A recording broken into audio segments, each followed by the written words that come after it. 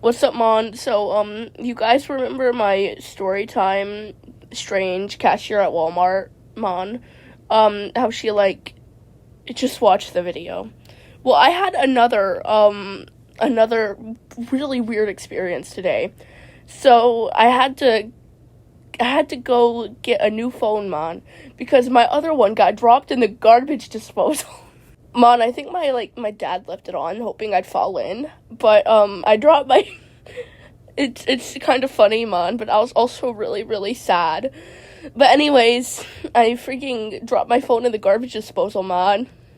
And then I went to AT&T to get another phone, Mon. And there was this weird cashier named Pedro, and he was wearing really big pants, they were held up by a belt, and they were really big, and I don't know, they were really weird, man. They were 3 sizes too big. He probably wears an extra small. Those were a 3X, man. But anyways, Pedro asked me what I'm looking for, and I told him I want a phone. So I get a phone, right? I pick out a nice Android, and he tried to convince me to go to Apple, and I don't want to switch to Apple, man. I like my Android.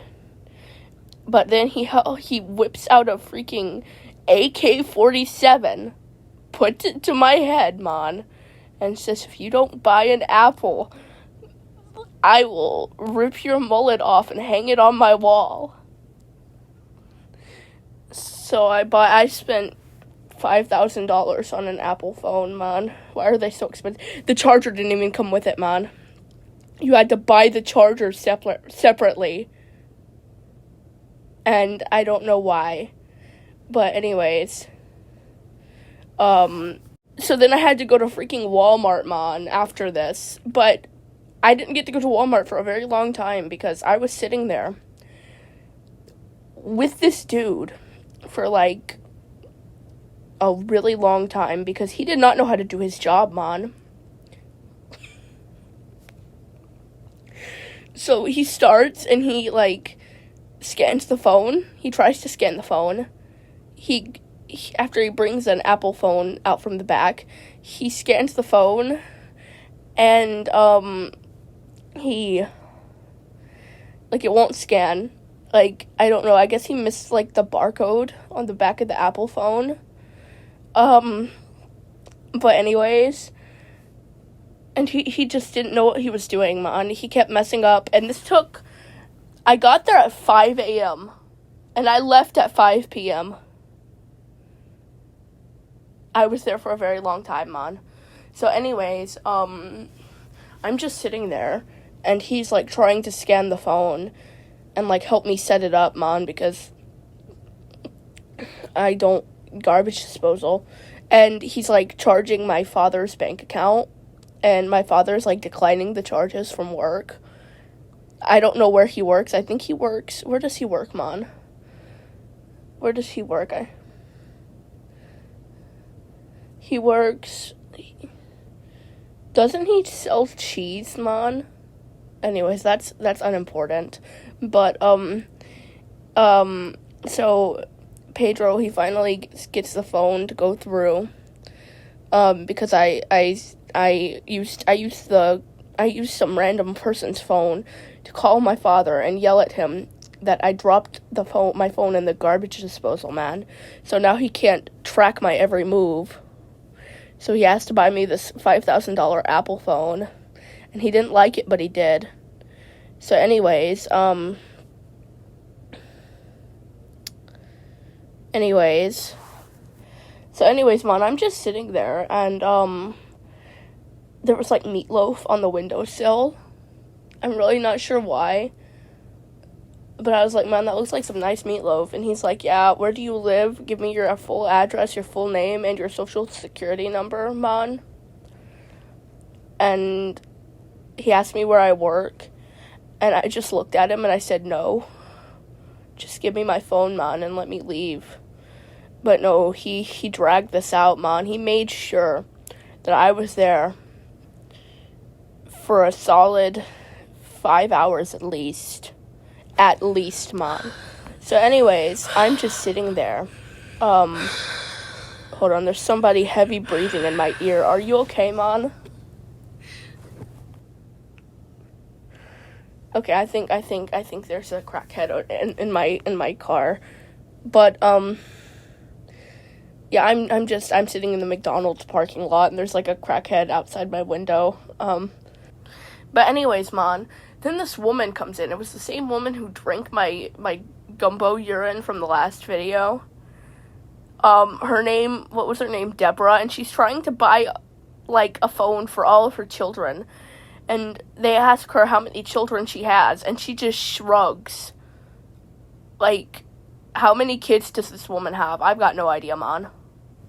But anyways, man, yeah, I don't know how many kids she has. I'm worried for her. But anyways, so I tell Pedro that I'm gonna need a phone case. So he goes to the wall. He says, all right, man. He goes to the wall. He walks over. And then he's like, this phone case will work. And it was a phone case, and I picked it up, and I read the back, and it intentionally heats the phone up so the phone explodes. Sorry, man. So the phone, it's intentionally made to break the phone, so you have to spend $5,000, and this phone case is at least $2,000. And he's like, this is the phone case you want, and I'm like, man, no, give me like give me the pink glittery one. That one looks nice. I like that one. And he's like, no, man, you get this ugly brown one that has an entire like generator on the back of it. And I said, I don't want the generator. I want a pink sparkly phone case, man. And he's like, no. So I pull out my karate moves that I learned and whack him across the face. And then all of a sudden, Deborah comes up and she's like yelling at me. She's like, why did you do that, man? That's so disrespectful of you. And I turn to Deborah and I'm like, he was not giving me correct customer service. He was telling me that I am wrong as a customer. And then she was like, all right, man, yeah, you're in the right. So she starts yelling obscenities at the employee, pulling out her phone and recording. She throws her drink at him. And Pedro, he's just been through it. He's got a bloody nose. He's covered in freaking vodka. And at this point, this goes on for so long. Deborah's just screaming obscenities at this man for no reason. This goes on for so long to the point where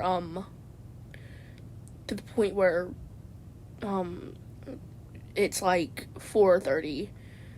So Deborah, if you're watching this, I'm sorry that you have to know that you drank my urine, but you were a very nice person. You were a very good, nice person. But anyways, so Pedro finally scans my phone, and then he takes another 45 minutes to take it out, put the pink phone case on, put the screen protector on it. Another 45 minutes. So then after 45 minutes of him just moving very slowly, and his pants falling down because they're a 7 sizes too big. After 45 minutes of that, man, I finally get my phone and I'm able to walk out of At&T. And then as soon as I get my phone, he didn't even set it up for me. He told me I have to do that myself. As soon as I try to turn it on, it doesn't work. So I come back in and I'm like, Pedro, my phone don't work, Pedro. And Pedro, he's like, man, that's not my problem, that's your problem, man. So, basically, I just had to do some fiddling with it, and then eventually it turned on. Apparently he had, like, removed the on button from the phone. So I pulled out my karate moves again and told him to put the button back on, and he complied, thankfully. So now I have a new phone, and it's really expensive, and the camera's really nice, and I'm very happy, man. But anyways, yeah, Pedro, don't buy phones from Pedro. Please don't. Why is it always me getting the slow people, man? Also, send prayers for Billy Bob. Send prayers. And me, I almost got hit by a flamethrower. Anyways, I hope you guys enjoyed this horrible story time. I will update you guys another day with my life, and hopefully you'll hear from Billy Bob and Dinkin again soon. But anyways,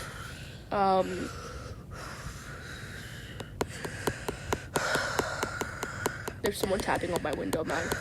It's Pedro, man. Pedro.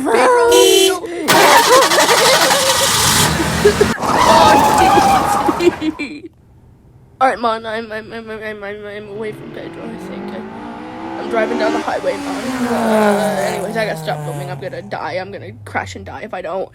Anyways, bye, guys.